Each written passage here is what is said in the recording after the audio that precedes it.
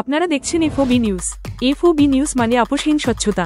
1 March থেকে শুরু হয়েছে all Bengal private nursing Holmes এবং হাসপাতাল মালিক সমিতির উদ্যোগে এবং ওয়েস্ট বেঙ্গল মিডিয়া ফোরাম এবং বেঙ্গল ক্লিনিক্যাল এস্টাবলিশমেন্ট ওনার্স অ্যাসোসিয়েশনের সহযোগিতায় বীরভূমের শান্তিনিকেতন মেডিকেল কলেজ ও হাসপাতালে আয়োজিত হচ্ছে দেশের স্বাস্থ্য পরিকাঠামোর উন্নয়ন ও আধুনিক চিকিৎসা সরঞ্জামের প্রদর্শনী বা এসএমসি মেডি এক্সপো 2025।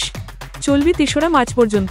এই এক্সপোটি শুভ উদ্বোধন করেন এশিয়ার বিখ্যাত লিভার রোগ ও লিভার ট্রান্সপ্লান্টেশন বিশেষজ্ঞ ডাক্তার সুরেশ সিংঘি ও প্রোগ্রেসিভ নার্সিংহোম অ্যান্ড ওনার অ্যাসোসিয়েশনের পূর্ব বর্ধমান জেলার secretary Abbas Uddin, Santiniketan medical college ও হাসপাতালের সভাপতি Malay Pit, principal doctor Gautam Narayan Sarkar, dean doctor Ayan Goswami, রাজ্যের প্রাক্তন স্বাস্থ্য শিক্ষা অধিকর্তা প্রফেসর ডাক্তার সুশান্ত বন্দ্যোপাধ্যায়, প্রখ্যাত প্রসূতি ও স্ত্রী রোগ বিশেষজ্ঞ অধ্যাপক doctor Arup Kumar Majhi, professor doctor Samir Hazra, professor doctor Tapan Kumar Ghosh, professor doctor Shovan Kumar Das সহ প্রায় 1000 ডাক্তার, 2000 নার্সিংহোম এবং হাসপাতালের মালিক ও কর্তৃপক্ষ এবং 100টিরও বেশি চিকিৎসা সরঞ্জাম প্রস্তুতকারী সংস্থা অংশ নিয়েছেন।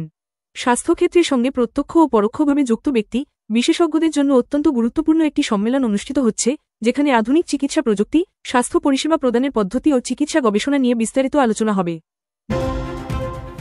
এটা অল বেঙ্গল প্রাইভেট নার্সিং ওনার অ্যাসোসিয়েশনের পক্ষ থেকে শান্তিনিকেতন মেডিকেল কলেজের ভেন্যুতে একটা মেডিকেল এক্সিবিশন হচ্ছে 2025 মার্চ মাসের 1, 2, 3 কি নিয়ে আজকে আলোচনা হবে এবং আলোচনার সবাইটা কি নিয়ে আছে? মেইনলি আলোচনা হবে সেটা হচ্ছে যে আজকে উন্নত টেকনোলজির দ্বারা উন্নত মানের পরিকাঠামো তৈরি করে আমাদের নার্সিংহোমগুলো প্রাইভেট সেক্টর নার্সিংহোমে উন্নত মানের সাধারণ মানুষকে পরিষেবা দেওয়ার লক্ষ্যেই আমরা একত্রিত হয়েছি।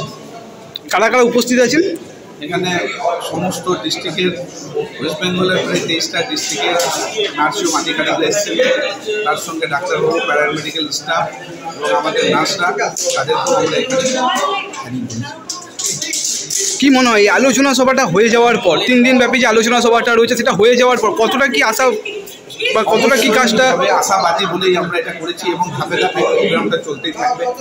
একদিনে তো কোনো কিছু করা সম্ভব নয়। আজকে আমাদের মনে হয়েছে কি আজকের সরকারের সহযোগের ভিত্তিতে সহযোগিতায় যে প্রাইভেট নার্সিং হসপিটাল অ্যাসোসিয়েশন তৈরি হয়েছে, আমাদের প্রথমেই যেটা আমরা টার্গেট নিয়েছি যে আজকে আমাদের এখান থেকে যে সমস্ত সাধারণ মানুষ সাউথে ট্রিটমেন্ট নিতে যায়, তাহলে ওয়েস্ট বেঙ্গলে আমাদের নেই কি, সেটা হচ্ছে এই মুহূর্তে যেটা আমরা অ্যানালিসিস করে দেখেছি যে পরিকাঠামোগত উন্নয়ন আমাদের খুব প্রয়োজন। কারণ আর পরিকাঠামোগত উন্নয়ন করতে গেলে উন্নত টেকনোলজির দরকার। আজকে এআই টেকনোলজির দ্বারা যেটা পৃথিবীর দিকে ছড়িয়ে গেছে, এআই টেকনোলজির দ্বারা টেলিমেডিসিন, রেডিওলজি সব কিছু উন্নত মানের সমস্ত জায়গায়, সেই জায়গা থেকে আমরা ঠিক করেছি যে উন্নত টেকনোলজির দ্বারাই আমাদের স্টাফদেরকে স্কিল তৈরি করে উন্নত মানের পরিষেবা দিয়ে মানুষকে সার্ভিস দেওয়া। আপনার নাম পরিচয়? আমার নাম হচ্ছে আব্বাস উদ্দিন। আমি পূর্ব বর্ধমান মেডিকেল হসপিটালের কর্ণধার এবং পূর্ব বর্ধমান ডিস্ট্রিক্টের all Bengal private nursing hospital ওনার অ্যাসোসিয়েশন সেক্রেটারি এবং স্টেটের অ্যাসিস্ট্যান্ট ম্যানেজার।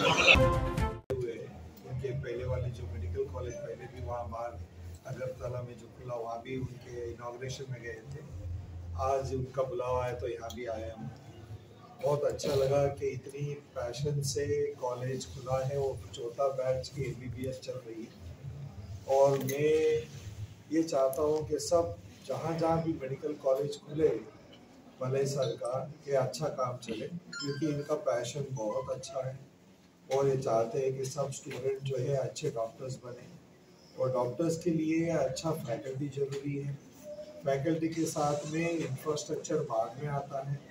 इंफ्रास्ट्रक्चर के बाद में स्टूडेंट दोनों का लाभ लेना जरूरी है। जितना स्टूडेंट्स टीचर से सीखेंगे वो गैजेट से नहीं सीख पाते। पेशेंट से आखिर में कैसे बात करना, कैसे व्यवहार करना, कैसे उनको देखभाल करके गाइड करें, ये चीज़ जो है आधे से ज़्यादा बीमारी बात करने से पता चल जाता है। उसको हम क्लिनिकल डायग्नोसिस बोलते हैं। आज की पीढ़ी में बहुत गैजेट्स और इन्वेस्टिगेशन पे डिपेंड करता है और हम चाहते हैं कि आज के हमारे भारत में कम से कम 90% जो है ट्रीटमेंट बेचारा ले नहीं पाता। लेकिन अगर हम बहुत टेस्ट करवाएंगे तो कहाँ जाएगा? तो इसलिए पेशेंट को बात करके उनकी डायग्नोसिस पहले से ही करने से काफ़ी टेस्ट कम होती है और विश्वास बढ़ता है पेशेंट का कि डॉक्टर के पास, अच्छे डॉक्टर के पास जाने से पैसे भी बचते हैं और तबीयत भी ठीक होता है। लेकिन उससे ज़्यादा क्या है कि हमको ये भी बताना है पेशेंट को कि बीमारी कैसे ना आए। क्योंकि बीमारी रोकना जरूरी है। हमारी आबादी 140 करोड़ जो है ये सब हॉस्पिटल झेल नहीं पाता है। ये हॉस्पिटल इसलिए नहीं झेल पाता है क्योंकि इतने पेशेंट को हम देख नहीं पाते। আমাদের রাজ্যের স্বাস্থ্য ব্যবস্থার পরিকাঠামো কিছুটা ডেভেলপ করতে হবে। আমরা আত্মসমালোচনা করেছি, সেই কারণে যে সমস্ত উৎপাদনকারী সংস্থা আছে তেনারা মালের পসরা নিয়ে এসছেন। বিশেষত যে মালগুলি আধুনিক প্রযুক্তি দ্বারা লেটেস্ট অল ওভার ওয়ার্ল্ডে এসছে, বিশেষ করে ডিজিটাল এবং এআইকে কাজে লাগিয়ে যে যন্ত্রপাতি তৈরি হয়েছে। একটি অ্যাসোসিয়েশন গঠন করেছি, যেটির নাম দিয়েছি all Bengal private nursing home and hospital honours association. আমরা একটা বিশ্লেষণ করি যে কী কারণে আমরা পরিষেবার ক্ষেত্রে দিলেও এতটা ঘাটতি মার্কেটে মানে একটা রটনা আসছে। প্রথম আমরা বিশ্লেষণ করি পরিকাঠামোর আমাদের কিছুটা ঘাটতি আছে। সরকারের সাপোর্টে আমাদের ওয়েস্ট বেঙ্গলে পরপর মেডিকেল কলেজ হয়েছে, এটা একটা ইতিবাচক দিক। কারণ একটি মেডিকেল কলেজ যখন স্থাপন হয় 250 থেকে 300 ডাক্তারবাবু মেডিকেল কলেজের সঙ্গে যুক্ত থাকতে বাধ্য হন, বা যেনারা এস্টাবলিশ করেন তেনারা রাখতে বাধ্য। সেই ডাক্তারবাবুরা এই সমস্ত হসপিটাল বা নার্সিংহোমে কাজ করবে। এক কথায় গ্রামীণ স্বাস্থ্য ব্যবস্থা উন্নয়ন ঘটবে। আমরা অ্যাসোসিয়েশনগতভাবে গভর্নমেন্টের কাছে আবেদন করব, কলকাতা কেন্দ্রিক যে মেডিকেল কলেজ আপনারা করছেন এটা বন্ধ করলে আমার মতে ভালো হয়।